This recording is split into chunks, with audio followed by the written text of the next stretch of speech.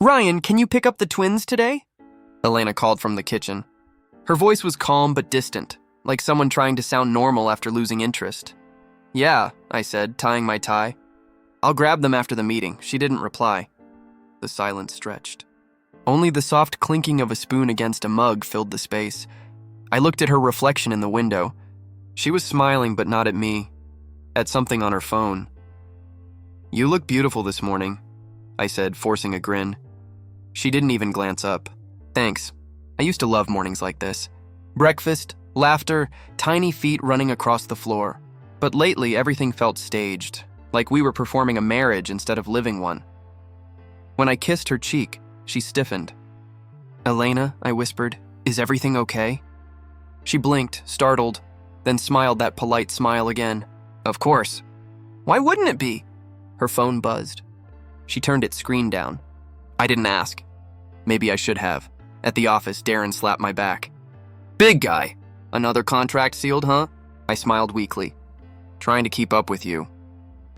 Darren had been my best friend since college.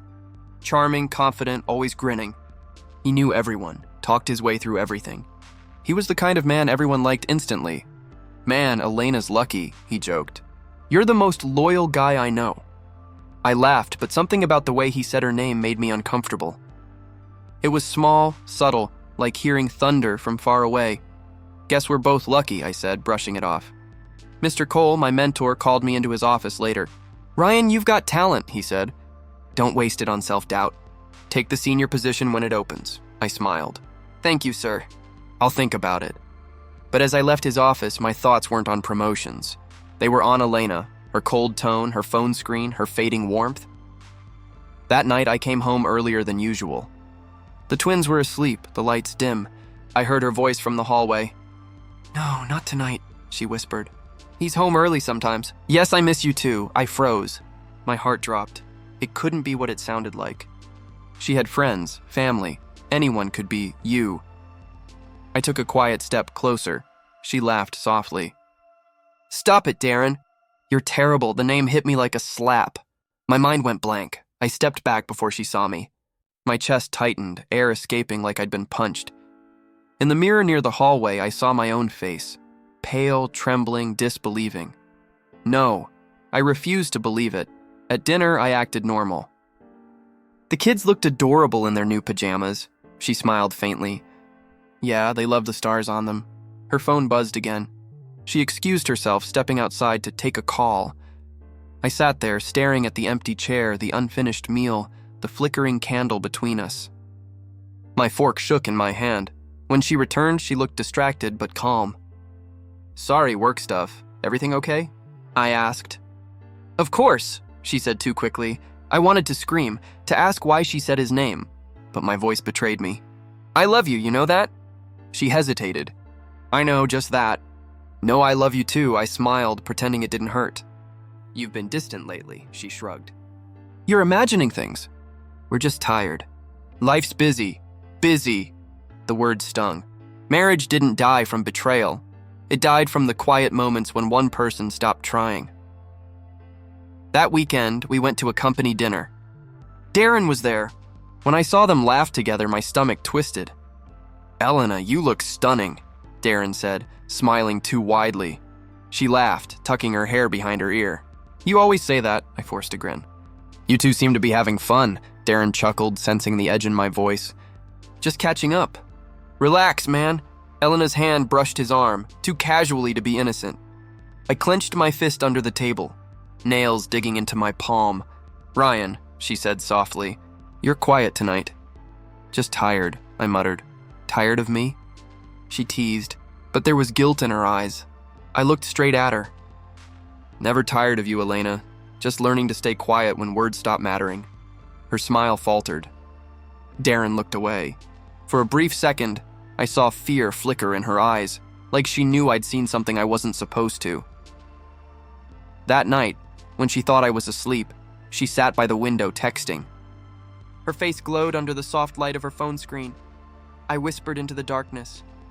Who are you now, Elena? She didn't hear me. The twins stirred in their cribs, soft breaths filling the silence. I looked at them and felt a tear roll down my cheek. I wasn't crying because she might be cheating. I was crying because I already knew, and I couldn't bring myself to admit it. The perfect life I built was cracking, piece by piece, and I was still pretending it was whole. The night felt wrong the moment I stepped into the ballroom. Music thumped, laughter echoed, and champagne sparkled under golden lights, but my gut twisted. Something inside me whispered that I shouldn't be here. Darren spotted me first. "Ryan, you made it, man!" He grinned, a little too wide. "Wouldn't miss it," I said, forcing a smile. "Where's Elena?" He hesitated. Around, talking to clients." My eyes scanned the room. She wasn't with clients. She was nowhere near the crowd. My chest tightened. "Everything okay?" he asked, voice casual but eyes darting. "Yeah," I lied. "Just want to find my wife." I walked past the chatter, past the clinking glasses, into the quieter hallway that led to the private suites. The further I went, the louder my heartbeat grew. At the end of the corridor, a door stood half open. Laughter floated out, soft, familiar hers. "Elena?" I called. No answer. I pushed the door open. She was in Darren's arms. The world stopped. He froze first, eyes wide. She turned slowly, her face pale. For a moment, no one spoke. Only the soft hum of the air conditioner filled the silence. "Ryan," she whispered. I felt my throat close. "So this is what you meant by late meetings?" "It's not what you think." "Don't," I snapped. "Don't you dare insult me with that line." Darren stepped forward, hands raised. "Ryan," I cut him off. You're my best friend. You've eaten at my table, played with my kids, stood beside me through everything, and this is what you do?" His jaw tightened. "We didn't plan this." "Stop lying," I said, my voice breaking. "Just stop." Elena's eyes filled with tears. "Ryan, I'm sorry, but I can't live like this anymore. I need more than just surviving. I need happiness." "Happiness?" I repeated, laughing bitterly. "You found happiness in betraying me?" "You were always working, always tired," she said softly. "You forgot me." "I forgot you?"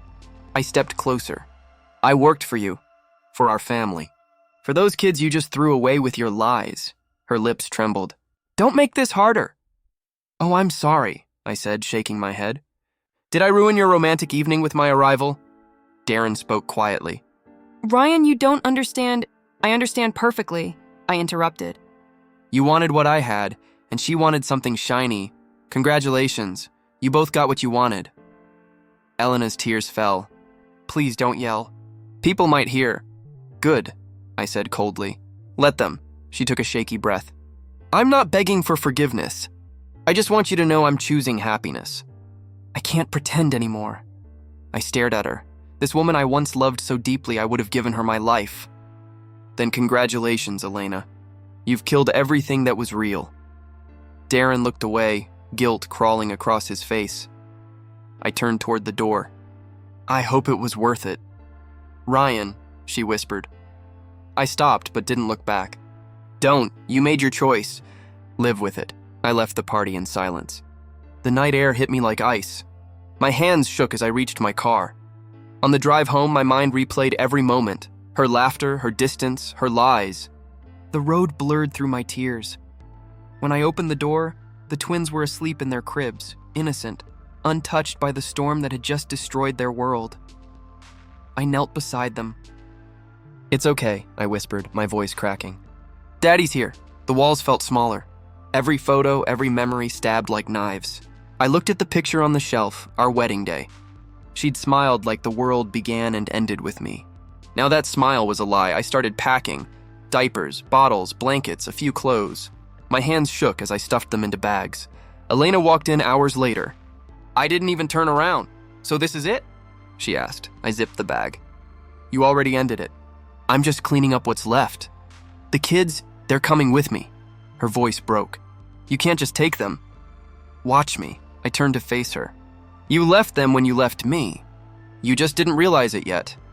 "Ryan, please." "Don't," I said. "You don't get to cry now. You don't get to play the victim." She covered her mouth, sobbing quietly. "I didn't mean to hurt you." "But you did," I whispered. "You burned everything and now you're standing in the ashes asking why it's gone." She reached out, but I stepped back. "Stay away from me." The twins stirred, crying softly. I picked them up, holding one in each arm. Their warmth grounded me. "I hope he makes you happy," I said, walking past her. "Because that's all you'll have left." Outside, the sky was dark, heavy with clouds. Rain started to fall as I placed the babies in the back seat. I sat behind the wheel, drenched, staring at the steering wheel like it could answer me. "Why?" I whispered. "What did I do wrong?" But the night gave no answer, only thunder rolling in the distance. The headlights cut through the rain as I drove away. Every mile between us felt like ripping a piece of my heart out.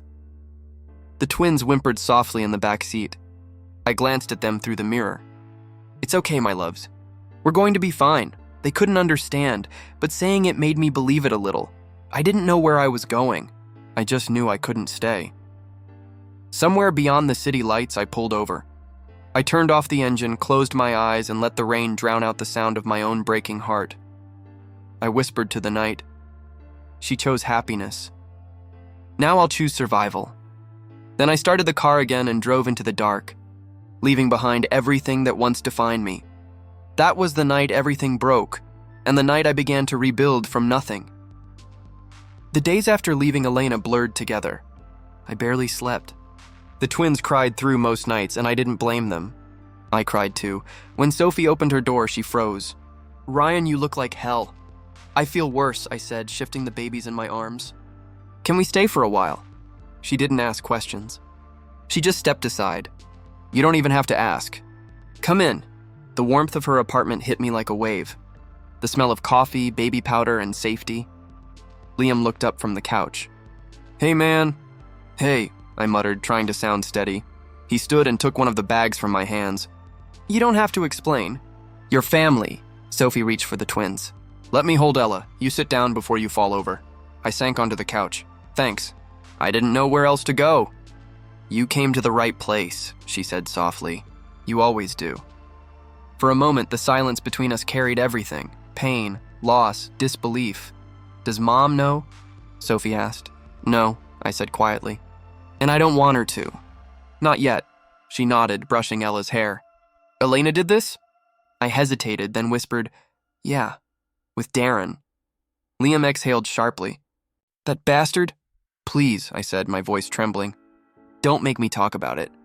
"Not tonight," Sophie nodded. "Okay, then we'll just sit here. No talking. Just breathing." I closed my eyes. The sound of the twins' small breaths filled the room. For the first time in days, I felt safe enough to fall apart. Morning came too early. My phone buzzed nonstop. Calls from work, probably wondering why I hadn't shown up. I didn't care. Sophie handed me a mug of coffee. "You look worse than yesterday." I didn't think that was possible. She sat across from me. "You're not going back there, are you?" "I can't," I said. "Darren works there, and everyone knows. So you're quitting?" "I guess so. Doesn't matter. They'll probably fire me anyway," Sophie frowned. "You can't just give up." "I'm not giving up," I muttered. "I'm just empty." She leaned forward. "Ryan, look at me." I met her eyes. "Your kids don't need a perfect father.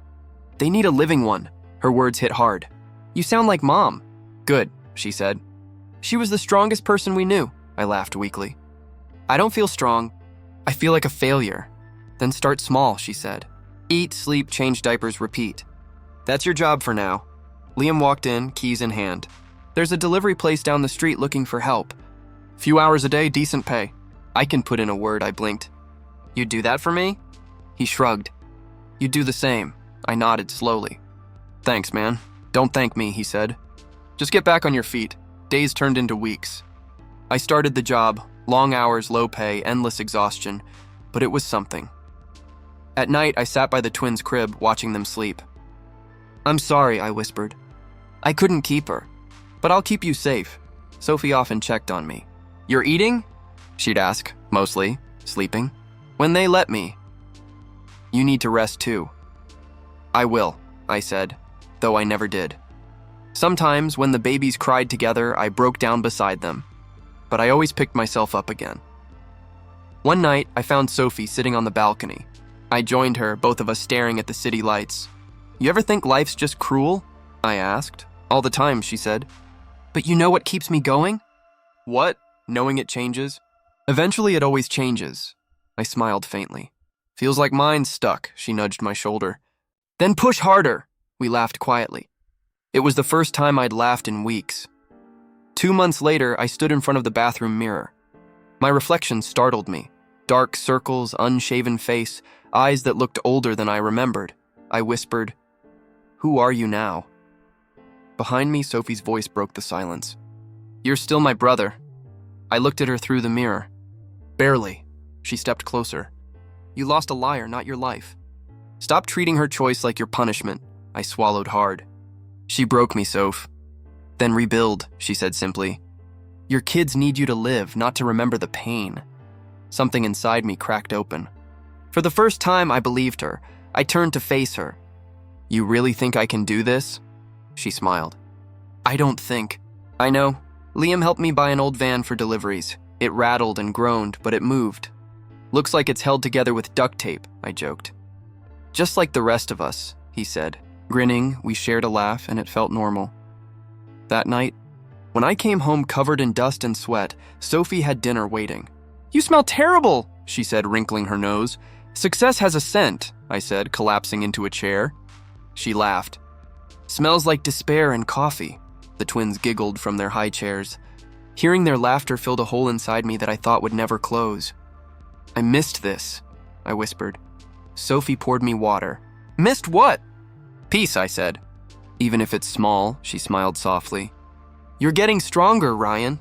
I shook my head. "No, just learning to breathe again." Later that night, I stood by the window watching the rain. The city lights shimmered through the glass. I thought of Elena, her laugh, her lies, her betrayal. For the first time, I didn't feel anger, just distance. Sophie walked up behind me. "Thinking again?" "Always," I said. "About her, about who I used to be." "And who's that?" I smiled faintly. "Someone I'm done being," she nodded. "Good, because the new you's doing better." The twins cried, interrupting us. Sophie chuckled. "Your shift." "Figures," I said, grabbing a bottle. As I fed them, I whispered, "It's just us now." But that's enough. The room felt lighter, the world quieter. I realized survival wasn't a moment. It was a decision. That night, for the first time since everything fell apart, I slept without waking up crying. 5 years slipped away like dust through my fingers. I worked, studied, and built. Not fast, not easy, but piece by piece. "Dad, are we poor?" Ethan once asked as I fixed a broken door hinge. I smiled. "We're not poor. We're building." "Building what?" Ella chimed in, swinging her legs. "Ourselves," I said. "That's the best thing anyone can build." They didn't fully understand, but they smiled anyway. That was enough. During the day, I worked on site carrying bricks and mixing cement. At night, I studied construction management on an old laptop Liam gave me. Sophie often called to check on me. "You still breathing or just running on coffee?" "Both," I said, half smiling. "Mostly caffeine."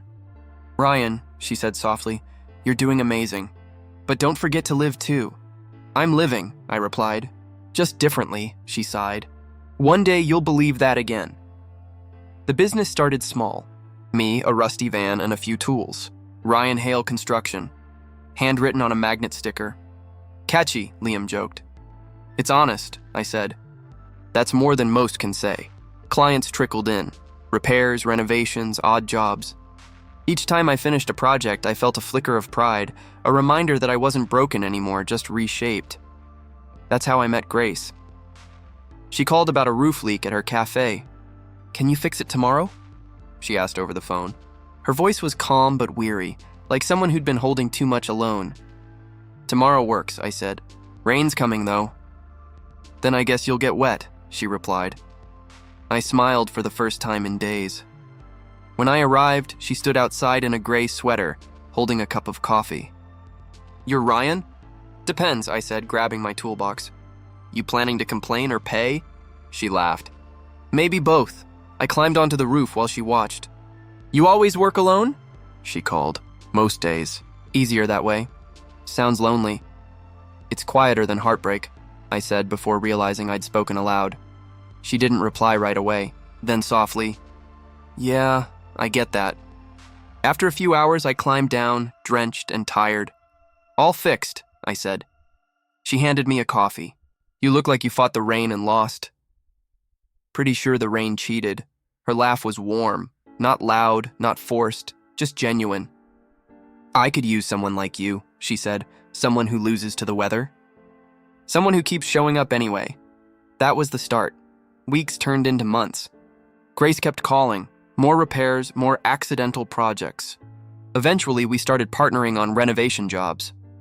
One evening after closing, she said, "You ever think of expanding your business?" "Every day," I admitted. "But I can't do it alone." "Then don't," she said simply.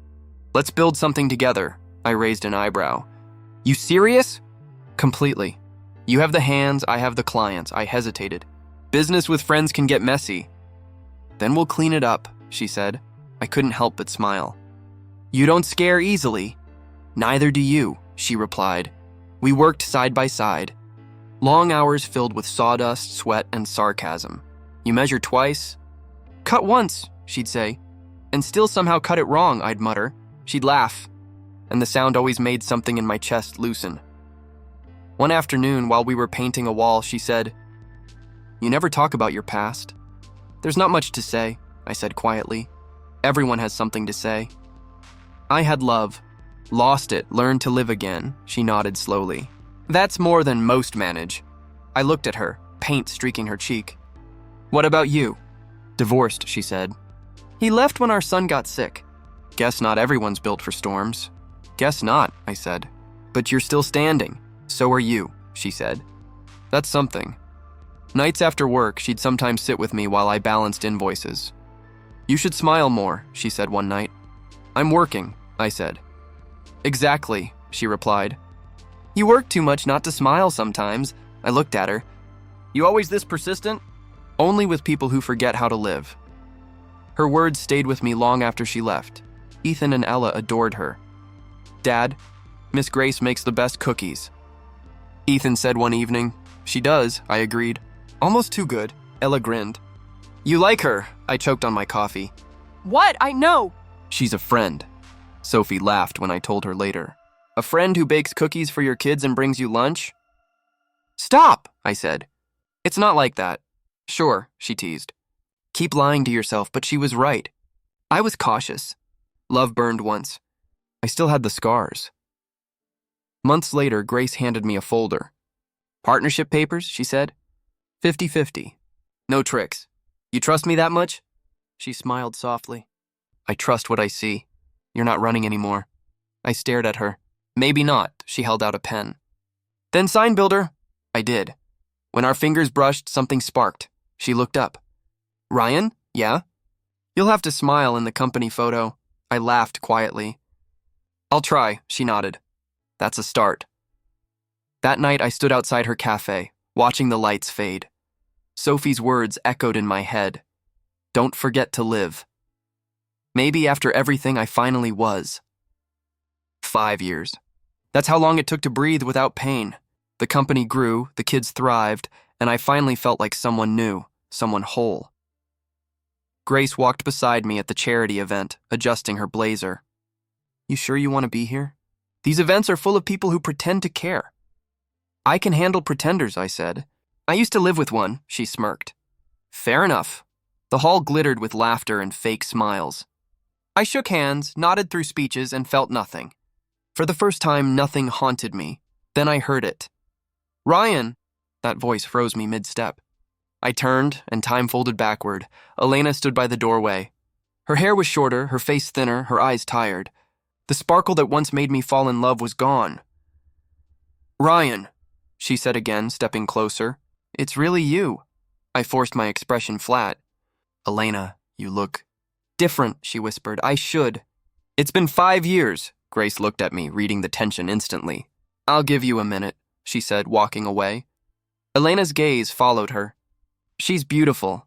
"She's not the topic," I said quietly. "Why are you here?" "I volunteer with the charity," she said, voice trembling. You didn't expect me to survive?" She flinched. "Don't say that. It's true," I said. "You left me for dead, Elena. Maybe not my body, but everything else." She swallowed hard. "I made mistakes. Big ones," I said. "But you made them loud and clear." Her eyes glistened. I thought you'd hate me. I did, I said. Now I don't feel much of anything. She stepped closer. I heard about your company. You're doing well. I am. And the kids? She asked softly. They're amazing, I said. They don't remember much about you. Her lips trembled. Ethan and Ella, They were so little. And you still left, I said, sharper than I intended. She nodded, tears pooling. I was stupid. Darren promised me everything. He said we'd build a better life. Rumor says he took your money and ran. Her face cracked. He did. I let the silence stretch. It wasn't cruel. It was honest. Ryan, she whispered, I lost everything. My house, my job, my pride. I'm living with my cousin now. I crossed my arms. And what do you want from me? Nothing, she said quickly. Just a chance to apologize. to see the kids. To see you, I laughed, quiet but bitter. Now you want to see us. After vanishing for half a decade, she stepped closer, voice desperate. I thought I'd find happiness, but I lost myself. You were the only real thing I ever had. Then why destroy it? I don't know, she cried. I was selfish. I thought love meant excitement. I didn't understand it meant staying. I took a deep breath. You understood perfectly. You just didn't care. She looked down. Do they hate me? They don't know enough to hate you, I said. But they know what you did. Her eyes widened. You told them? They asked. I told the truth. Her tears fell freely now. Ryan, I know I don't deserve forgiveness, but can't we at least be a family again? The words hit me like a ghost from the past. A family? I repeated. Elena, that family died the night you walked out. I can change, she said desperately. I can make it right. You can't undo what's done, I said. And I don't need you to. She shook her head, voice breaking. You still love me. I can see it in your eyes. I met her gaze and felt nothing but pity. You're wrong. The man who loved you doesn't exist anymore. Her voice softened. Then who are you now? I smiled faintly. Someone you taught to never depend on promises. She wiped her tears. I wish I could go back. I used to wish that too, I said. Now I'm glad I can't. Grace reappeared at my side, calm and steady. Everything okay? Yeah, I said, exhaling. Just finishing an old conversation. Elena glanced at Grace, then at me. She makes you happy, doesn't she? She makes life peaceful, I said. That's better. Elena's lips trembled. I always thought peace was boring. And that, I said quietly, was your mistake. She nodded slowly. I understand. No, I said, stepping back. You finally feel it. She reached out, fingers shaking. Please, Ryan, just let me see them once. Not yet, I said. They're not ready. And neither are you, her voice cracked. Will they ever be? Maybe, I said, when you stop asking for what you lost and start earning what's left. Grace touched my arm. We should go, I nodded. Goodbye, Elena. Ryan. I didn't look back. As we walked away, Grace whispered, You okay? I am, I said. For the first time, I really am. Outside, the cold air hit my face, sharp and clean. I breathed deeply, feeling the last pieces of the past fade behind me. In the reflection of the glass door, I saw my own eyes, not the broken man she left, but the one who built something new from the ruins. I whispered to myself, She's gone. And so am I. It started small, a message at the office reception. Sir, there's a woman asking for you, my assistant said. I didn't look up. Tell her I'm busy. She said her name is Elena. My pen froze. Send her away. The assistant hesitated. She seems upset. I'm not her comfort anymore, I said, keeping my tone calm. She left. I thought that would be the end. It wasn't. 2 days later, Elena showed up at the kids' school. When I arrived, the principal pulled me aside. Mr. Hale, there's a woman claiming to be the children's mother. My heart clenched. Where is she?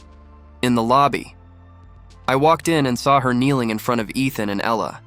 They stood still, unsure, uncomfortable. Elena, I said firmly. She looked up, eyes red. Ryan, please, I just wanted to see them.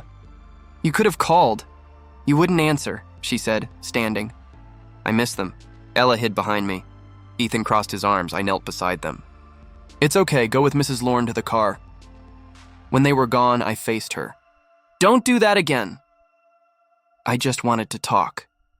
You had 5 years for talking, I said coldly. Now they don't even recognize you, her voice cracked. They're my kids. They were, I said. You made sure they wouldn't remember you. Tears spilled down her cheeks. I didn't think it would be forever. That's what happens when you choose temporary things, I said quietly. They end. She reached for my arm. Ryan, please, I stepped back. Don't. I walked out before I said something cruel. That night, Grace noticed my silence over dinner. You're quiet again, she said. Just a long day. Or an old wound, she said softly. I looked up. She showed up at the school. Grace didn't react with shock or jealousy, only concern. How did the kids handle it? They were confused. Ella didn't even call her mom. She just said, "That lady looks sad." Grace nodded. Kids remember emotions more than faces, I sighed. She keeps showing up. I don't know what she wants. Closure, maybe, Grace said, but that's not yours to give anymore. I leaned back. You think I should talk to her? I think you should protect your peace, she said simply. Whatever that looks like. Her calmness grounded me. That was Grace's gift. She never tried to fix the past, only helped me carry the present. The next week, Elena came again, this time to my office. She waited in the lobby, pale, shaking. My assistant whispered, "Should I call security?" "No," I said. "Let her in." When she entered, she looked smaller than I remembered. "Ryan," she started, voice breaking. "Please don't be angry. I just need a few minutes." "You've had years of minutes," I said, motioning for her to speak. "Go ahead," she clasped her hands. "I've lost everything. Darren, he took it all. The money, the house, even my car. I'm broke. I'm staying in a shelter." I stayed silent. She looked at me, desperate. "I didn't know where else to go. You could have gone anywhere but here." "I know," she said quickly. "But I needed to see you. I needed to say sorry." "Sorry doesn't build what you burned," I said quietly. "I know I ruined everything," she said, tears falling. "I thought Darren loved me. I thought I'd be happier. But he used me, and when I had nothing left, he left too." "Karma's patient," I murmured. She stared at me, hurt. "You think I deserve this?" "I think you earned it," I said, my voice calm but cold. "You didn't just hurt me. You abandoned 2 children who waited for you every night." "I didn't mean to." "Stop saying that," I snapped. "You meant every choice you made. You just didn't like where it led." She sobbed harder. "I hate myself for it." "Then change," I said. "But don't expect me to carry your guilt." She sank into the chair. "I can't sleep. I see them in my dreams. Ethan's laugh, Ella's curls, everything I threw away." I clenched my fists. "You talk like it's still yours to have." Her voice softened. "I don't want to take them. I just want to be near them. I just want to see what I lost." I exhaled. "You think showing up helps?" "It just confuses them." She wiped her tears. "I don't know how to stop missing them."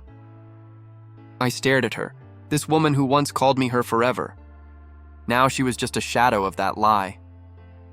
"Elena," I said finally, "you're chasing ghosts." She looked up. "Maybe I am. But they were real once." "Not anymore," I said. "They grew up without you." Her shoulders trembled. "I wanted to fix it." "You can't fix death," I said quietly. "And what you killed died a long time ago."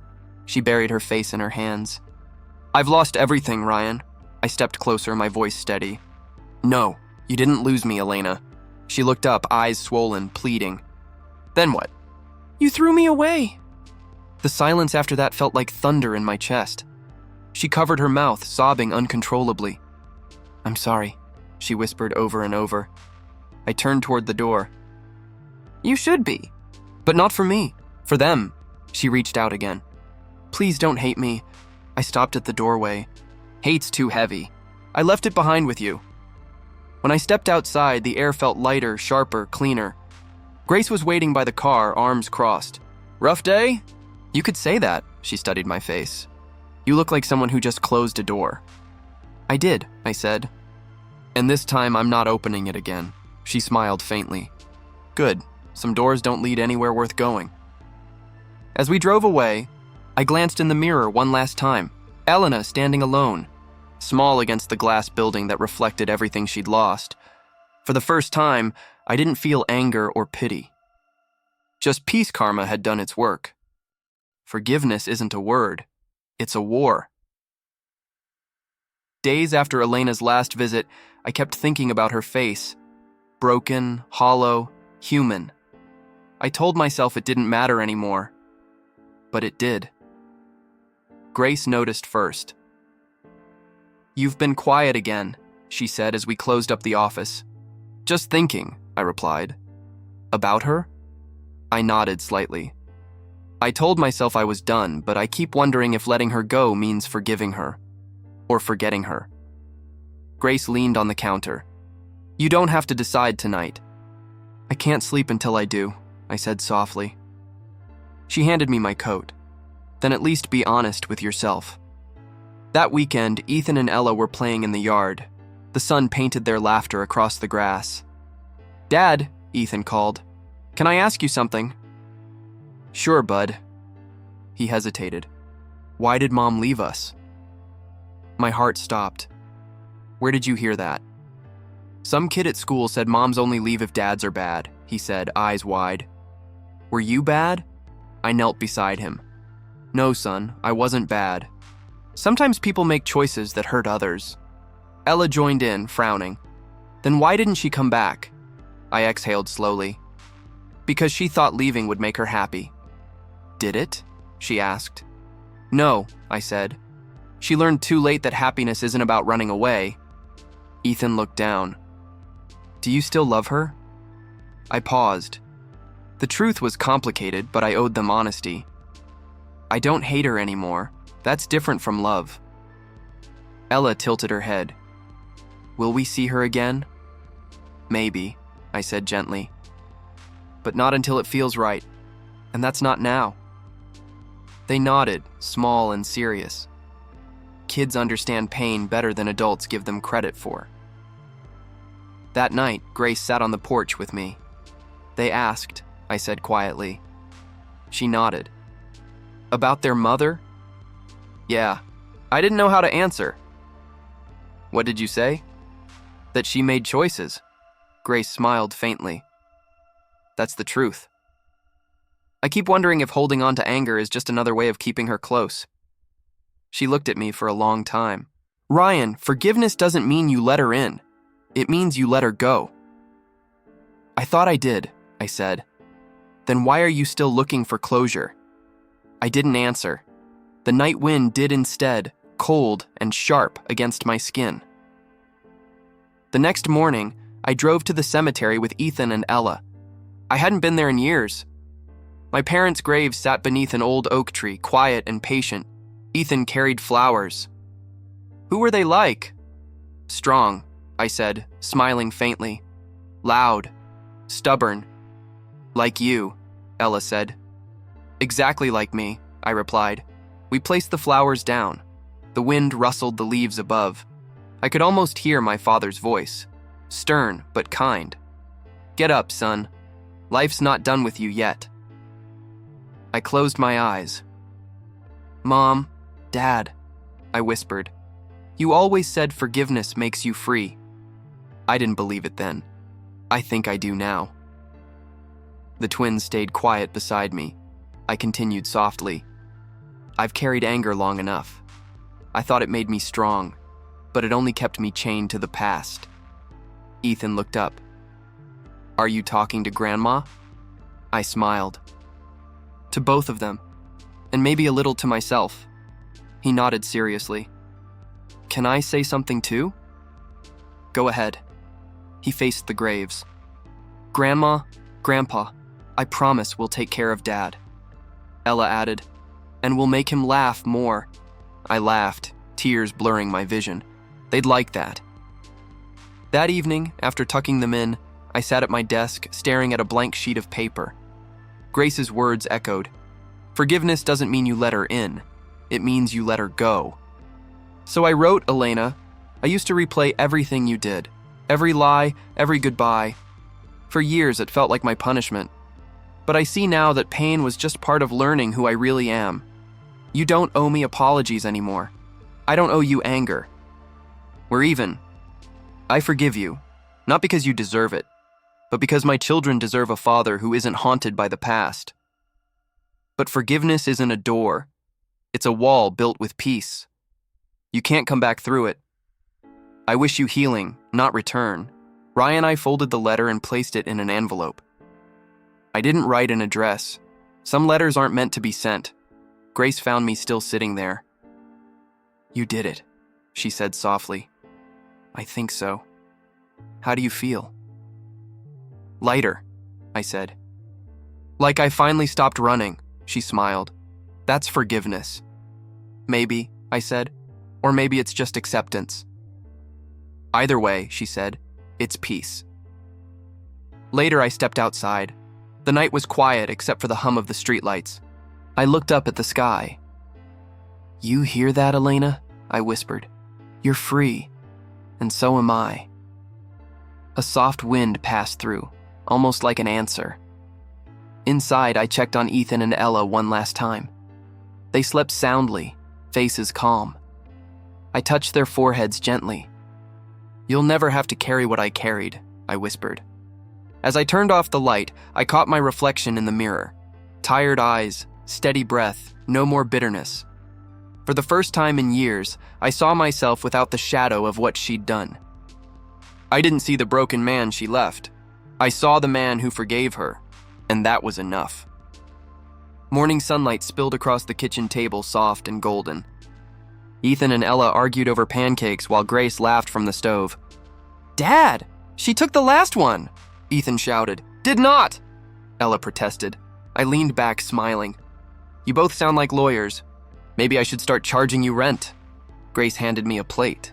You love it. I do, I said. This noise means life's good, she smiled. You've stopped checking your phone every time it buzzes. Guess I finally realized peace doesn't come with notifications. Grace laughed. That's deep for a man who once answered work calls in his sleep. I'm reformed, I said, taking a bite. Mostly, Ethan grinned. Dad, are you happy now? The question caught me off guard. Yeah, I said softly. I really am, Grace raised an eyebrow. That sounded almost surprised. I didn't think happiness could feel this calm, I admitted. It used to mean excitement. Now it just means quiet mornings and pancakes that disappear too fast. Ella nudged me. You forgot love, I looked at her. You're right. It means love too. Later at the office, Grace and I reviewed blueprints for a new project. This one's big, she said. We could double the staff if it works out. Then let's make it work, I said. You've been the backbone of this company since day one, she laughed. I thought you were the backbone. I'm the stubborn one, I said. You're the steady one. Flattery won't get you out of lunch duty. Worth a try. She smiled, tucking her hair behind her ear. Ryan, I'm proud of what we built. So am I said. It feels like we've done more than build a business. We've built a life, she said quietly. For a second, I just looked at her. She wasn't the reason I healed, but she was proof that I had. That evening, when I got home, a letter waited on the porch. My name written in handwriting I hadn't seen in years, Elena. For a long time, I just stood there. The paper felt heavier than it should. Grace saw it when I came inside. You gonna open it? Eventually. You don't have to, she said gently. You already said everything that mattered. I know, I said, placing it on the counter. But sometimes the past knocks just to see if you'll answer. Then don't, she said. Let it stay outside. Hours later, when the house was quiet, I finally opened it. Ryan, I don't expect forgiveness. I know I already had it and lost it again. I just wanted you to know I'm sorry. Truly. I thought leaving would make me free. But all I did was trade peace for loneliness. I see pictures of the company online sometimes. You look happy. You deserve that. I wish I could turn back time and stay, but I can't. All I can do is hope you and the kids are living the life I threw away. Take care of them. Take care of yourself. Ella and I folded the letter slowly. My chest felt heavy but not broken. Grace appeared in the doorway. You read it? Yeah. What did she say? Everything I already knew. Are you okay? I nodded. More than okay. She stepped closer. You're not going to write back? No, I said softly. Some stories don't need sequels, Grace smiled gently. Then close it for good. I placed the letter in a drawer, locking it away with the rest of what used to hurt. The next morning, the twins ran across the yard, chasing bubbles that glimmered like small suns. Grace stood beside me, arms folded. They've grown so much, she said. Too fast, I replied. I blink and they're taller. Think they remember the hard years? Only through the lessons, I said. They know strength, not suffering, she glanced at me. That's because of you. Because of us, I corrected. We stood there, silent, watching them laugh. Ethan tripped and fell, but got up laughing, brushing off the dirt. Grace smiled. He's tough. Life taught him early. Still, he got back up. Yeah, I said. He did. She looked at me. So did you. Later, while the kids napped, I sat on the porch with my journal. The world was quiet, the kind of silence that feels earned. I thought about the road that led here. Betrayal. Heartbreak, rebuilding, and now peace. I whispered to the wind. She left looking for a better life. The breeze stirred gently, as if listening. She never knew, I continued, smiling faintly. She was leaving the best one. Ethan's laughter echoed from inside, joined by Ella's giggle. Grace called from the kitchen. You want coffee or tea? Surprise me, I called back. She laughed. Then it's coffee. I don't trust your tea choices, I chuckled. Fair enough. As she joined me outside, handing over the mug, I looked at her, then at the sun rising higher above the trees. Grace, I said softly, thank you. For what? For showing me peace isn't something you find. It's something you build, she smiled. Then you built it well. I had help, I said. She sat beside me, shoulder brushing mine. So what now? Now? I looked at the horizon. We live. That's enough. The kids ran outside again, bubbles floating through the air, sunlight catching their hair. Grace laughed. Looks like your peace comes with noise after all. Yeah, I said, smiling. The best kind. And for the first time in forever, I didn't feel like a man surviving the past. I felt like a man living the present. The house felt different now. Quieter but not empty. Ethan and Ella were adults, chasing their own lives, their laughter now memories echoing in the walls they once filled. Grace sat beside me on the porch, sipping coffee. You're thinking again, she said. I do that sometimes, I replied. Too much, she teased. What's on your mind? Everything, I said. Where we started. Where we are, she smiled. And? I never thought peace could feel this simple, I said softly. No noise, no guilt, just quiet. That's because you earned it, she said. You fought for peace like most people fight for revenge. I almost didn't make it, I admitted. There were nights I didn't know how to keep going. But you did, she said. You built something out of ashes. Because you handed me the bricks, I said. She laughed lightly. I just reminded you had hands. Later, we walked through the garden behind the house. The flowers swayed in the evening wind. I stopped by the roses, tracing one with my fingers. Ethan planted these before he left for college, I said. Said they'd remind me to rest. Grace smiled. And do they? Sometimes, I said. Mostly they remind me how fast time moves. She looked at me. You've aged well, you know. Gray hair says otherwise. Gray suits you, she said, smiling. It looks like peace. I laughed softly. Never thought peace would come with wrinkles. That night, I sat by the fireplace with a glass of water, flipping through an old photo album.